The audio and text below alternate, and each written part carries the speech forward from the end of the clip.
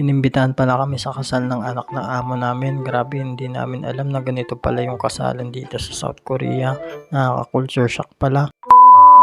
So for today's video mga kachinggo, inimbitahan pala kami ni amo dahil ikakasal yung anak niya. At syempre, sino ba naman tayo para tumanggi, diba? Kaya nagbihis na nga kami at kasama ko nga pala dito yung aking mga trabaho. Sa mga oras na ito ay naglalakad na nga kami. Dahil papunta kami ngayon sa istasyon ng tren dahil doon kami sasakay.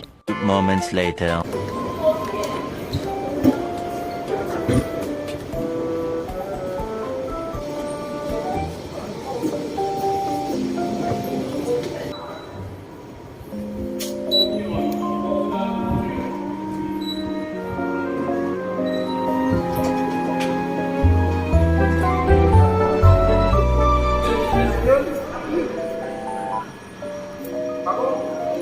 At nandito na nga kami ngayon sa istasyon ng tren. Ito pala yung second time ko na sasakay ulit sa tren dito sa South Korea. Sobrang ganda ng train station nila dito sa South Korea dahil naka-organize lahat. At isa sa nagustuhan ko dito yung safety ng train station nila dahil merong harang at pintuan pa bago ka makapasok sa loob.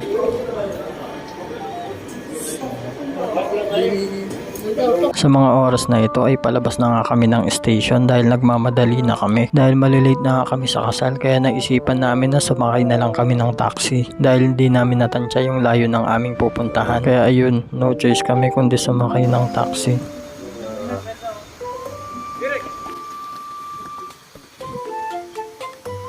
So ayun na nga at nakasakay na nga kami dito sa taxi. Grabe, ang ganda pala ng paligid dito sa South Korea. Pinagmamasdan ko yung mga puno na kulay dilaw yung mga dahon. At napansin ko din pala yung tablet na nakalagay dito sa likod ng taxi. Grabe, napaka high-tech talaga dito sa South Korea.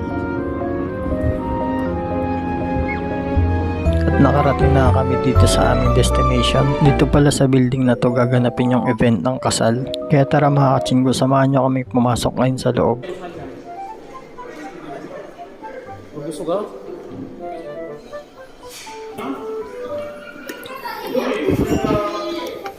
Grabe, pagpasok namin talagang gulat na gulat kami dahil ang daming bulaklak at talaga namang nakaka-culture shock.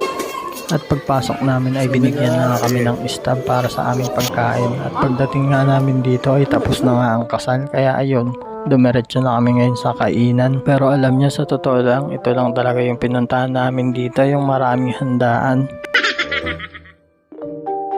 Dessert.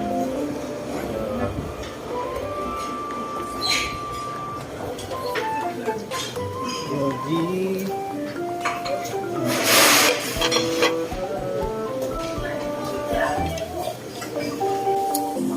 Sayo.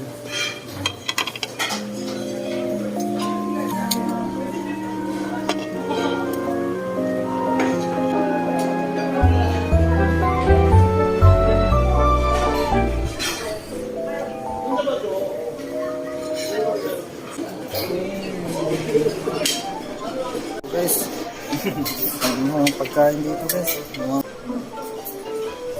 kimchi.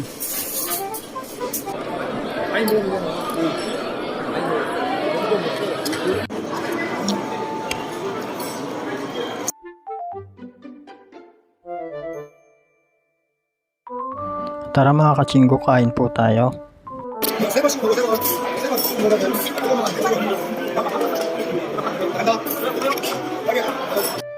So hanggang dito na lang yung ating video mga kachinggo. Maraming salamat sa panonood.